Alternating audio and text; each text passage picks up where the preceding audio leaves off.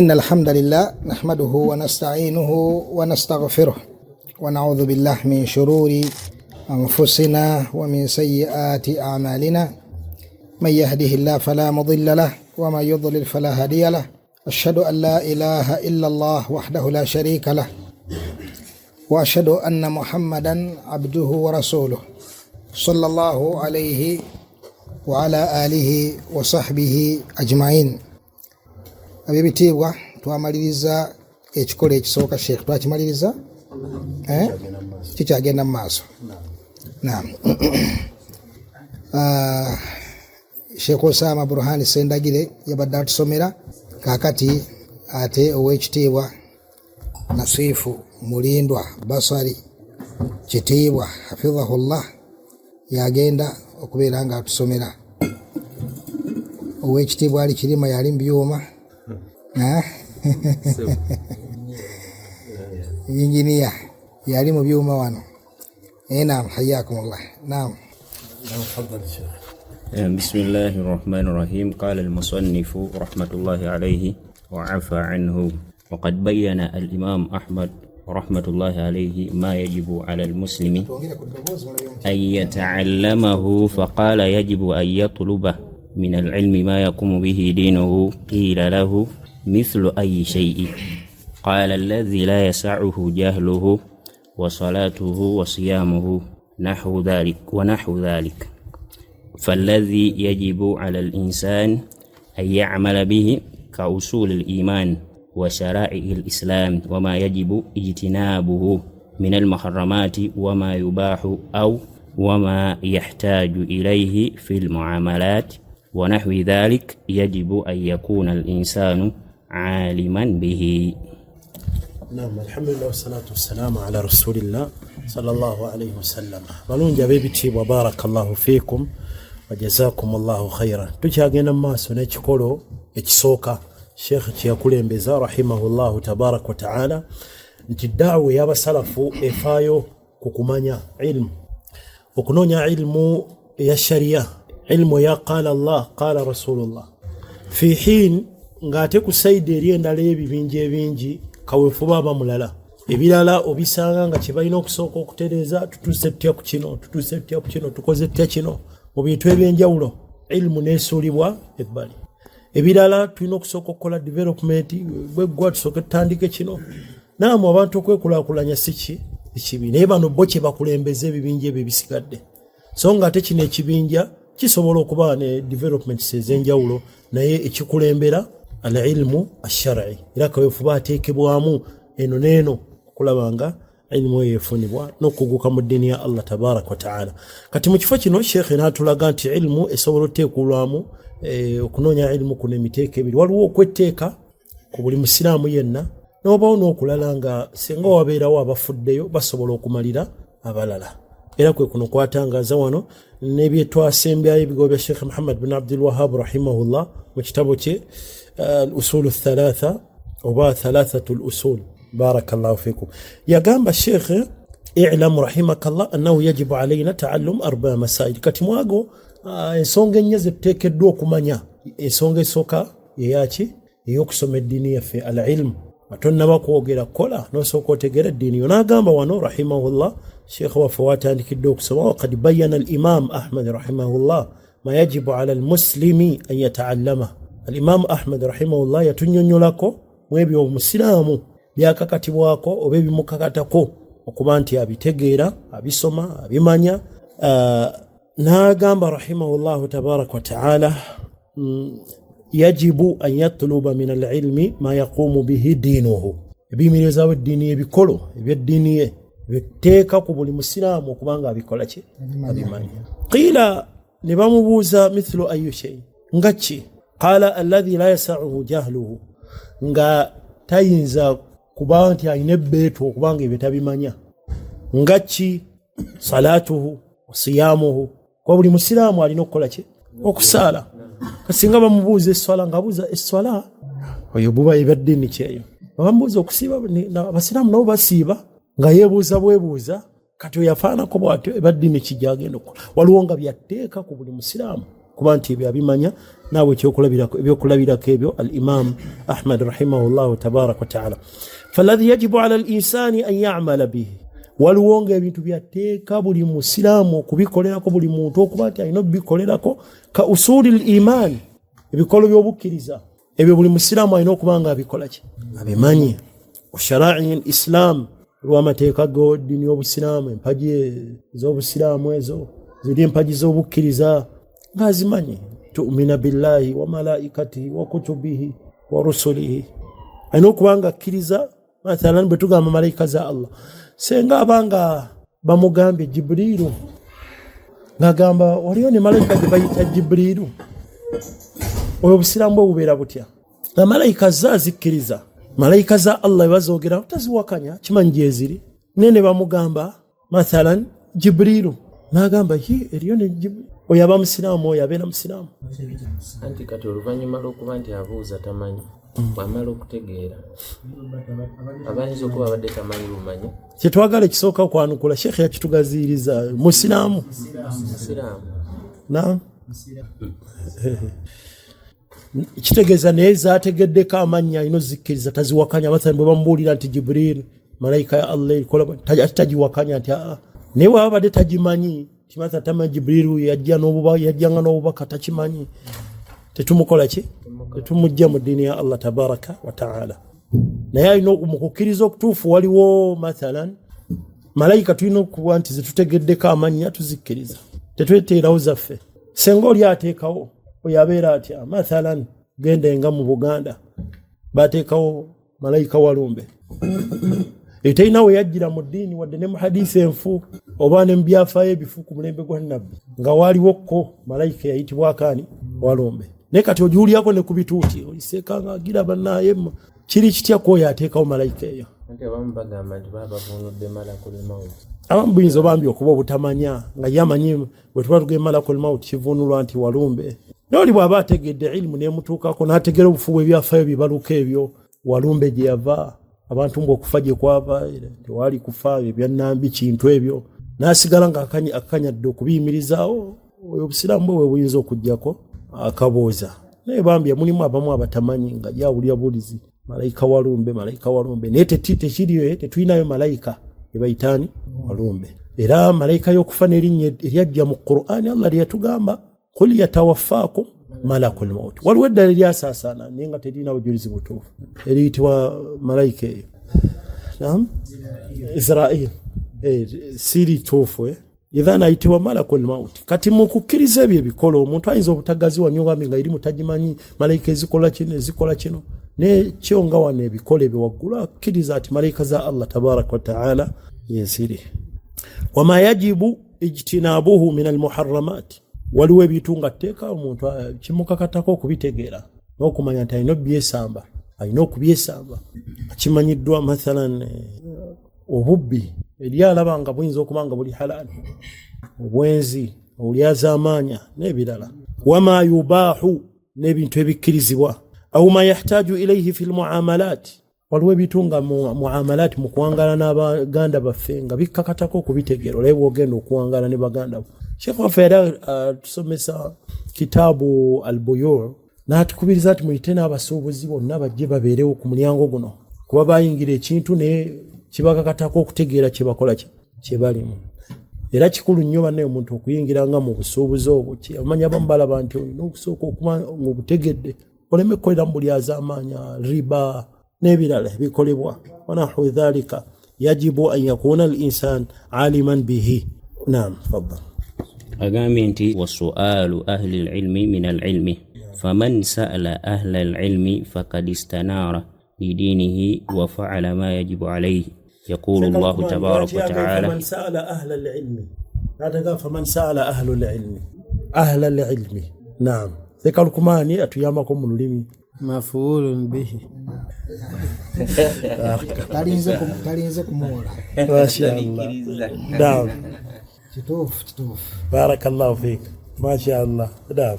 أقامي فقد استنار بدينه وفعل ما يجب عليه. نعم. يقول الله عز سبحانه وتعالى فاسألوا أهل الذكر إن كنتم لا تعلمون. بالبينات والزبر. aya ifo bibiri mu Qur'ani mu suratu Nahl mu kifo ekisooka aya wanajikulaza 3 mu kifo ekiddako 4.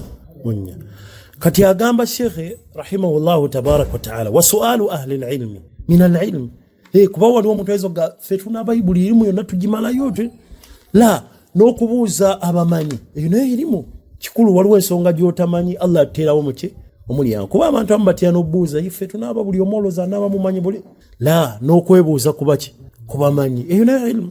n'agafa man sa'ala ahla al-ilmi faqad istanara li dinihi. omuntu eyebuuza kubamanyi aba atadde ekitangaala mu ddiini ye.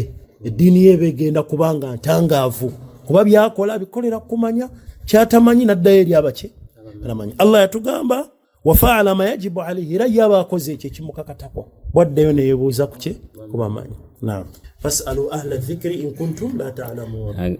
فهذا هو طلب العلم الذي هو فريضة على كل أحد. tulaga ekyetteka ekyo muyingiramu n'okubuuza abamanyi. waliwo ensonga nga tonnakola n'olaba abamanyi bo bagamba ki ogwo muteeko ogusooka. naam. وأما الثاني وهو فرض الكفاية من العلم فهو ما دون ذلك والاشتغال به أفضل من الاشتغال بقربات نوافل العبادات على الصحيح من أقوال أهل العلم كما ورد عن الإمام أحمد رحمة الله عليه أنه قال تعلم العلم وتعليمه أفضل من الجهاد وغيره مما يتطوع به. نعم الشيخ atulaga omuteeko ogwokubiri ilmu agiteekuddemu waliwo nga ffenna tulina okwefaako kuyo ya fardu ain kane tubawo ne fardu madha kifaya nga abamu bwe baba bafuddeyo ne bagitegeera. mathalan nga boolaba ilmu ya faraid tulina okukitundu abasobola okukola ki okugaba emaali omuntu afudde egabwa etya. ilmu ya mathalan janais kusaalira okunaaza. kati agamba alayhi rahmatullah waliwo ilmu eri mu layini eyo min al-ilm ma huwa duna dhalika nga teri ku ddala lyeri nti teeka buli musiraamu alina okugima. wal ishtighalu bihi afdalu min al-ishtighali bi qurubati nawafil al-ibadat ala sahih. naye eno irimu nayo gifaako ennyo nakyera kinene kisinga omuntu okubanga akola ilmu eno eya sunna eyakiyagalire. mathalan okufaayo ku ilmu ya fardu naye nga fardu yayo egwamu muteeko ogwokumeka ogwokubiri kisinga okufaayo ku ilmu yaki eya nawafil sunna. oba kitegerekese bulungi zonna nnungi naye omuntu okufa ennyo ku kirigwa mu layini ey'etteeka kisinga okufa ennyo ku kino ekyakiyagalire. ekyokulabirako kye muba mutwala ekirungi ye hadithi ya wali hadithi entuufu eri mu sahih Bukhari n'ebitabo ebirala era Sheikh al-Islam Ibn Taymiyyah rahimahullah yagizimbirako nnyo ekitabo kyekirungi ekya al-Furqan baina awliya ar-Rahman wa awliya ash-Shaytan. okwawula wakati wa mikwano gya Allah omusaasizi ne mikwano gya shaytan. kuno ku nsi waliwo abantu nga batambulira kuno ku nsi nga mikwano gya Allah ate waliwo abantu nga batambulira kuno ku nsi nga mikwano gya shaytan. kitabe kye yawandiika ekirungi kwe bali kuno ku nsi nga abantu mikwano gya Allah ate abalala nga gyo mikwano gyaki. mikwano gya Allah tubategeera tutya? baba n'ebitambaala nkofiira empanvu tubalabira kuki?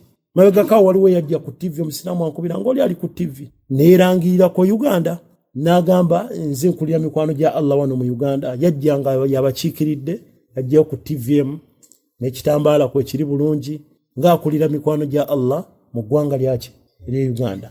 kati tumutegeera ku kikwerangirira n'avaayo n'ayolesa gundi ye post bakiyita batya ekifo kyaliko ky'obukuusa olwo tuba tumutegedde oba tutegeera tutya mikwano gya Allah. njagala ibara ennungi entonotono naddala evanga mu kitabo ekyo ekya al-Furqan.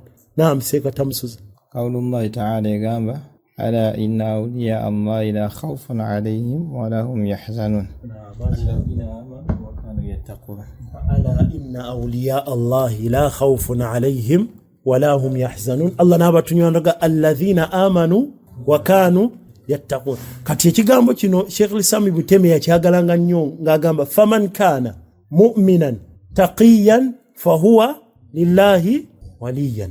omuntu yenna nga mukkiriza tawhid tumulaba mfago soko omuntu netusoka tulya nnyo bitambala alibwati avuddeyo yeyogeddeko agambye yakutte ne nabbi mu ngalo ng'oyo yagenda Madina sebo n'akomawo eri abagoberezi be n'agamba Madina gye yabadde agenze nabbi n'asanyuka n'amwaniriza era bwe yatuuse kabuli ya nabbi mbu yajjayo mukono ng'asanyuse mbu waliwo Allah atuuse ne bakuba zitakbiira awo nabbi bwe yajjayo mukono kati ne bana abaali bamuwerekedde nabo mbu bambi baayagala bajje bakwateko ku nabbi mu ngalo nabbi mukono n'aguzzaayo n'abagamba sabaka biha okasha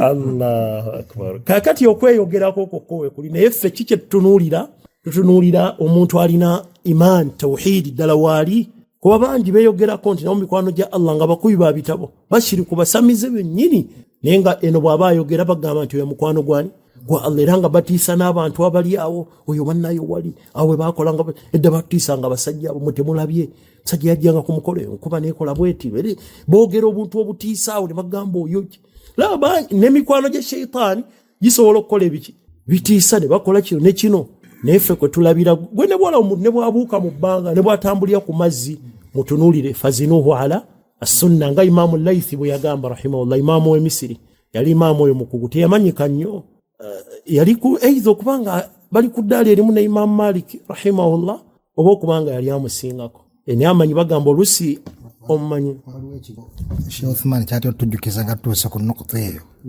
asembe busembezi muzindaalo yangu wannakadde katono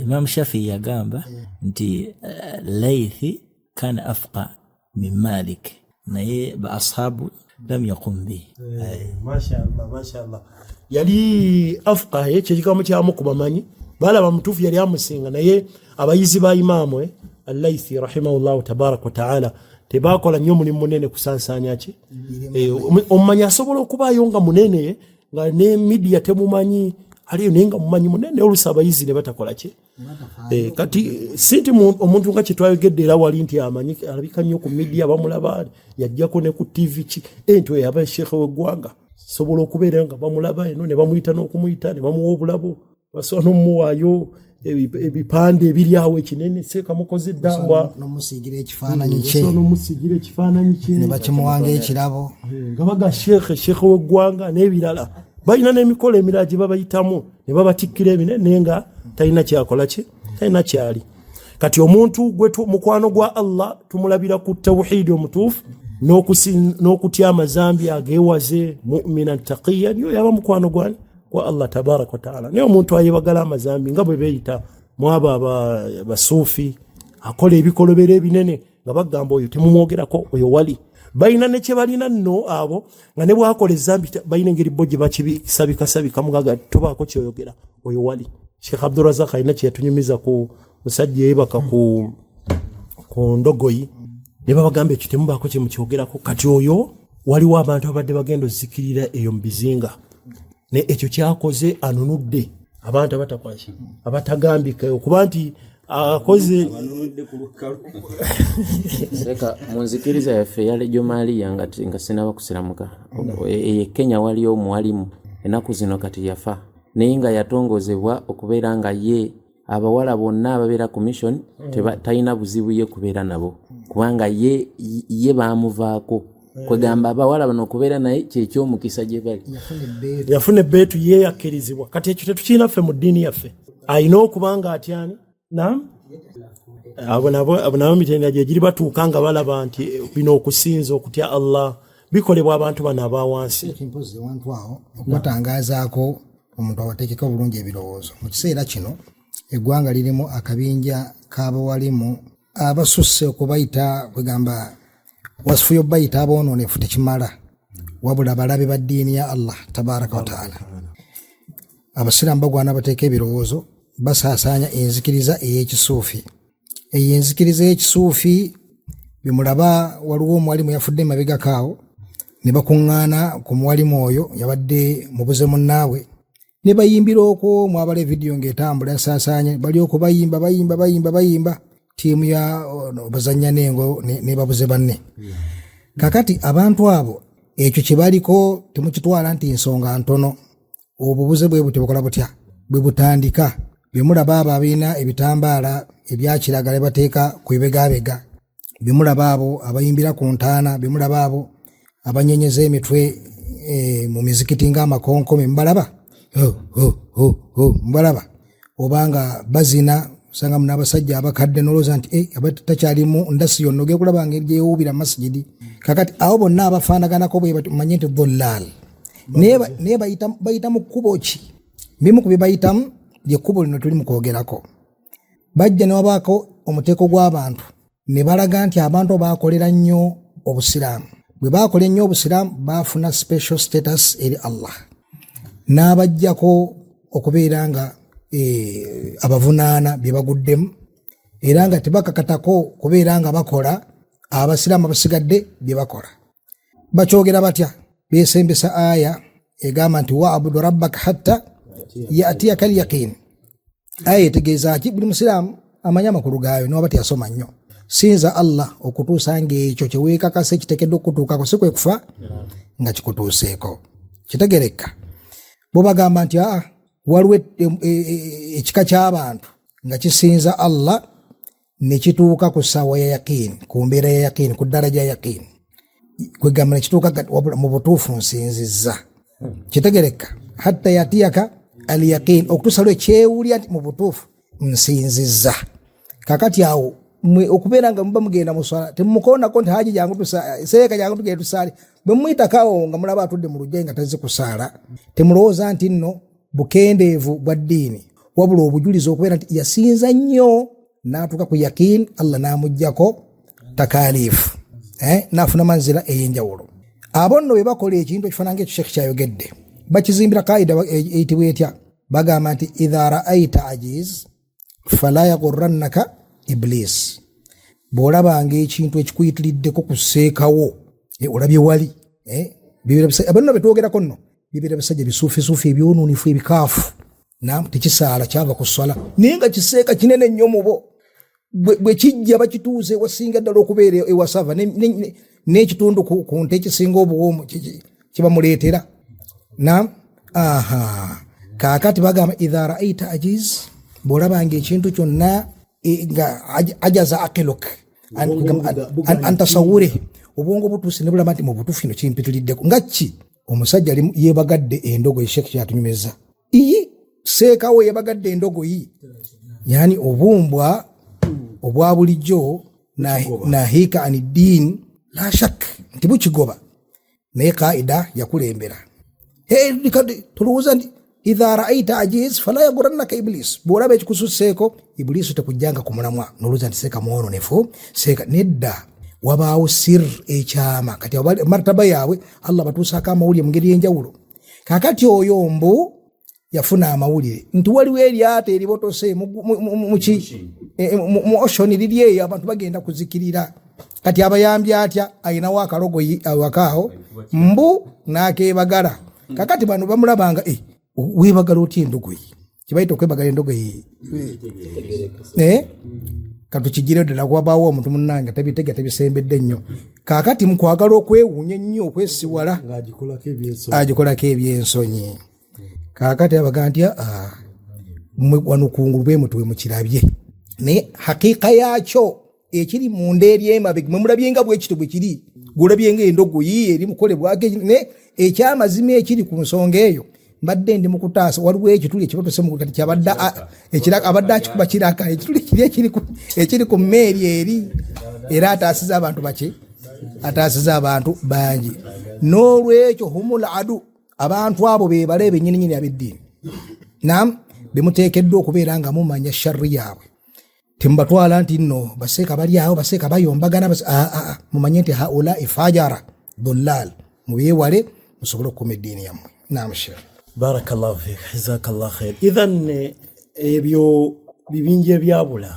kanyongereko kino nga tunnamale wano ebigambo bya Sheikh Abdussalam rahimahullah nti twayogedde nti ku bikolo by'abasalafu eddawa y'abasalafu eddiini y'abasalafu Qur'ani naki na sunna ala fahmi salafi al-umma ashaaba bategeera kakati muhimu ku bujulizi bw'abasuufi aya ono gye mbadde mbikudde eri mu suratul an'am aya 19 anti mumanyi babasinza bagamba Allah aya mu suratu an'am ya 9 naye Sheikh al-Islam Ibn Taymiyyah rahimahullah mu kitabu ki al-Ubudiyya yaleeta obujulizi bwe bayimiri obwakozesa ekyo lwaki bwe bagamba Allah Allah Allah ate era bamuwala bagamba hu kuba nti ekyo obujulizi bwabwe oyinza okufa nga okyali eno la ilaha illa kati bagamba olina kwogera bogezi hu abanene mubo naye kino ekya Allah dawe engeri gye beesembesamu aya eno n'obuuzi aya egamba wama qadarullah haqqa qadri idh qalu ma anzala Allahu ala basharin min shay قل من أنزل الكتاب الذي جاء به موسى نورا وهدى للناس تجعلونه قراطيس تبدونه وتخفون كثيرا وعلمتم ما لم تعلموا أنتم ولا آباؤكم قل الله قد آية بابا جيكواتا وباكواتا ونبغamba قل الله الله تقام الله الله الله الله آية tegereka bulungi jeva bw'ogisoma ne baakwata kana katundu kano kebakwata kyovola basaba baga yogere kikamu Allah mirundi kubaka kasanvu Allah Allah Allah baga tuina obujulizi mu Qur'ani Allah nyini atugamba qulillah mugambe Allah Allah Allah subhana seka ninga aya jevudde Allah tulaga ebintu byakola ani akola kino ani akola kino ani akola kino nagamba nti bagambe nti Allah bagambe nti ani Allah bane bagamba nti awo n'oluwo obujulizi obugamba tubeerawo tugambe nti Allah Allah Allah kyokka si buli omu nti naawe tulowooza nti naawe mbweno aya bweto bwekulamula gw'oli wa la ilaha illa Allah gw'oli kulevoyo gw'omusiraamu wa bulijjo oli kulevo yaki ya la ilaha illa Allah kakati ate abasuseeko ku madaala eyo mububuza bw'ekisuufi ate bano aya bewebbeetu mbu wano temwirabira kino kyetuliko kyekiri kyetwayogeddeko edda misomo egyakulembedde nti mu nkola y'ababuze bakwata aya ne bagireeguula ne bagyogeza byetakola etya ne bagikako nti etegeeza kino nga n'omuntu omusiraamu atalina kyasoma ku ddiini anoonya wekiri takola atya takiraba basooka kuteeka bubuze mu mitima ne batandika obunoonyeza biki bagenda okutegeeza nabyo abantu nti bino ebintu byava wa Allah subhanahu wa ta'ala. Wano wenyine tugenda okutandika amasomo gaffe oguddako insha Allah tabaraka wa ta'ala.